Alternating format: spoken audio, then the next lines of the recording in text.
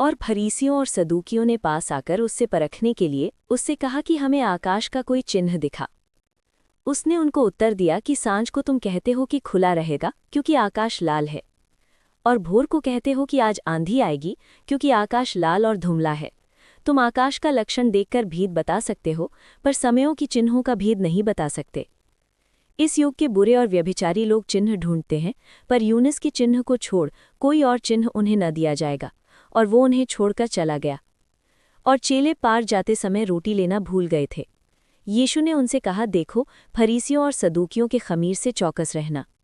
वे आपस में विचार करने लगे कि हम तो रोटी नहीं लाए। और सदूकियों के खमीर से चौकस रहो। हे अल्पविश्वासियों, तुम आपस में क्यों विचार करते हो कि हमारे पास रोटी नहीं?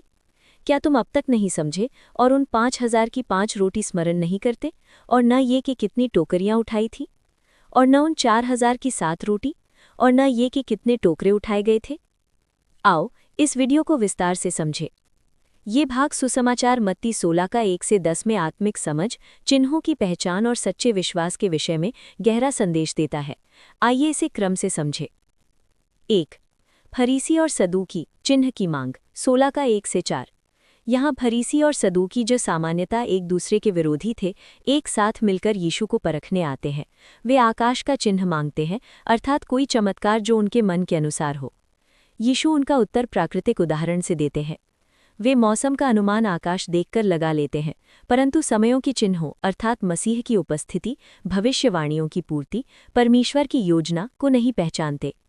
यूनुस का चिन्ह, यीशु कहते हैं कि उन्हें केवल यूनुस का चिन्ह दिया जाएगा। ये संकेत है जैसे योना 3 दिन मछली के पेट में रहा, वैसे ही यीशु 3 दिन कब्र में रहकर पुनर्जीवित होंगे। अर्थ, सबसे बड़ा चिन्ह उनका मृत्यु और पुनरुत्थान है।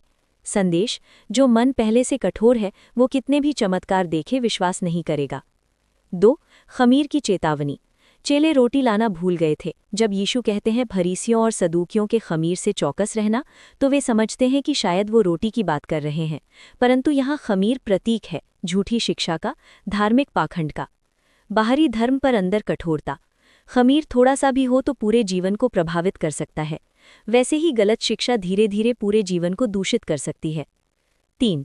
अल्पविश्वास, चेलों की भूल, यीशु उन्हें याद दिलाते हैं 5 रोटियों से 5,000 को खिलाया, 12 टोकरी बची।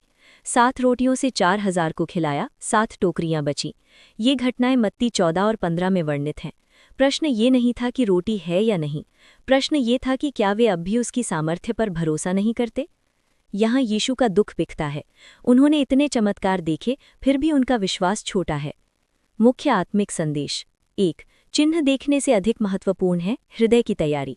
चमत्कार देखने से विश्वास नहीं आता, विश्वास खुला हृदय चाहता है। 2. धार्मिकता का खमीर खतरनाक है। बाहरी धर्म नियम पर अंदर कठोरता, ये आत्मिक जीवन को नष्ट करता है। 3. पिछली आशीषों को याद करो। जब हम वर्तमान चिंता में फंसते हैं, हमें परमेश्वर के पिछले कार्यों को स्मरण करना चाहिए। अगर आपको ये वीडियो अच्छी लगी हो तो सब्सक्राइब करें और दोस्तों तक भी